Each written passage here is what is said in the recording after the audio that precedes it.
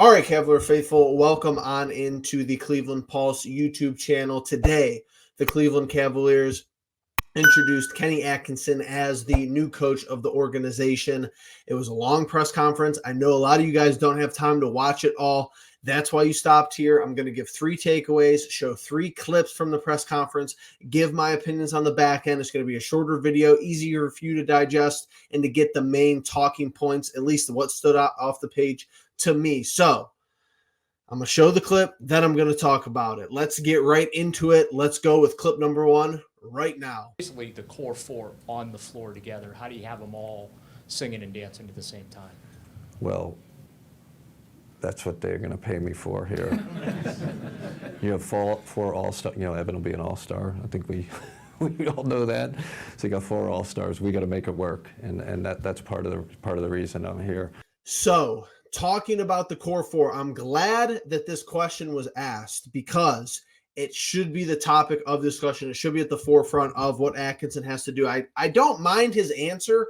I think that the 4 all-stars has always been a little generous to me. Here's how I look at it. You have Donovan Mitchell. You have a pretty decent-sized gap, specifically from this last season. Then you have Darius Garland, who, yes, has been an all-star one time in his career. Then Jarrett Allen, who was an all-star reserve.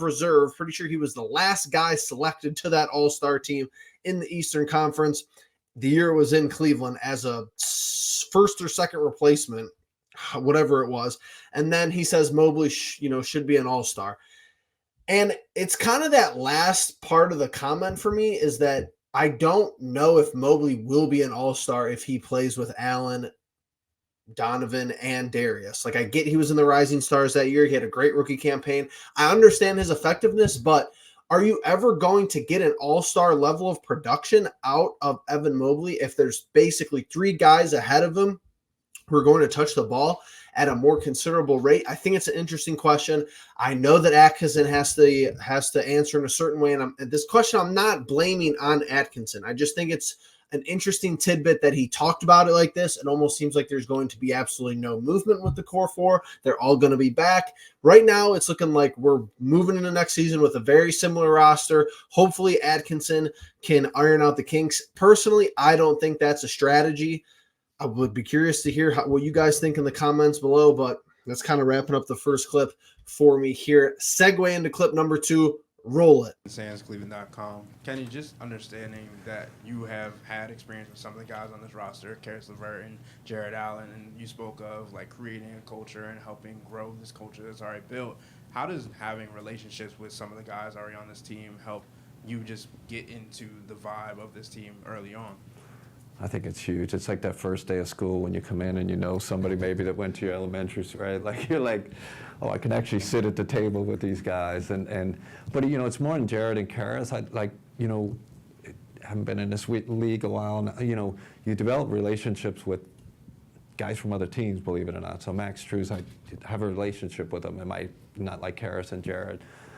George, I know. Darius, I talk to him during the game sometimes. So there is from afar that kind of mutual respect, like, hey, I respect your game. So clip number 2, I think, is an important reason as to why Atkinson got hired over guys like James Borrego and some of the other candidates that were in the mix further into the interview process. This is a guy who has had experience with Karis LeVert, with Jarrett Allen, and has had relationships, as he said, with other guys on this team. I think that is huge as far as locker room buy-in, as far as being able to be an effective head coach, how to work with these guys. Hey, LeVert might have been like this when he was on Brooklyn. Now he's like this. How do we get the best out of him in Brooklyn and keeping the best with him as far as a Cavalier if he's going to remain on the roster? Same way with Allen. Allen has come a long way in his career from when he played on the Brooklyn Nets. So Atkinson has been able to follow that development. He could look back and see, hey, this is what I liked about Jarrett when he was on the Nets. This is what I didn't like.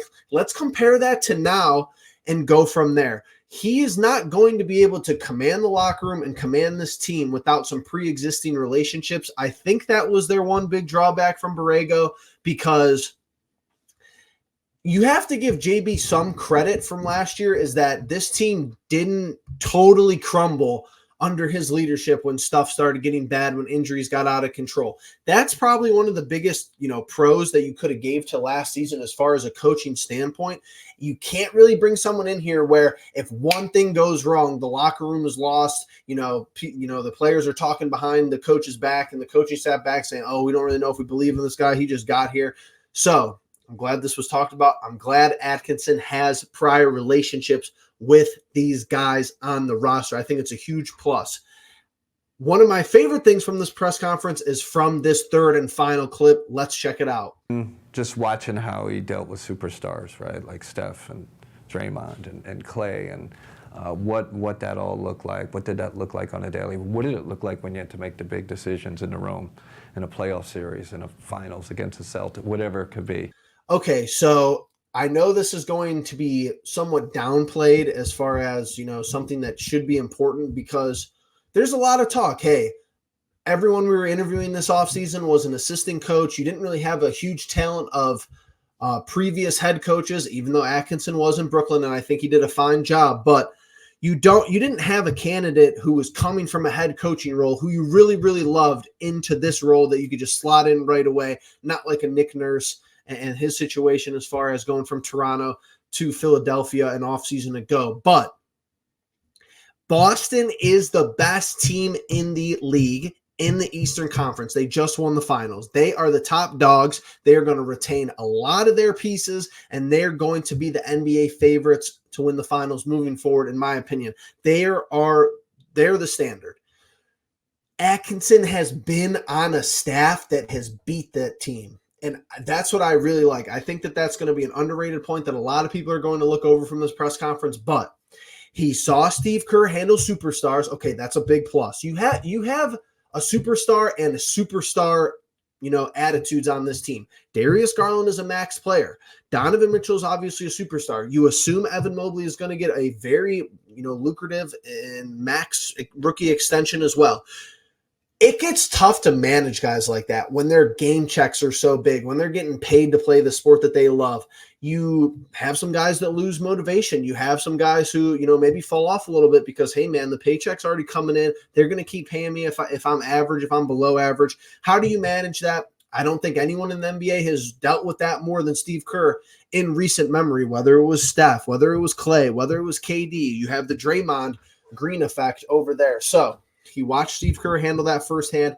And two, he was on a coaching staff that beat this Boston team, or a rendition of this Boston team. I think that's very important. I think that plays a long way into how we approach the Eastern Conference, and it should help in a playoff situation. That was one of the answers I'm really, really excited for moving forward into the season with Kenny Atkinson. But tell me what you think down below. How do you think, these three takeaways kind of shaped up, the answers from Atkinson, maybe some of the questions that were asked, and just your thoughts in general. How do you think Atkinson is going to do as the first-year head coach of the Cleveland Cavaliers? But with that all being said, catch you guys in the next one.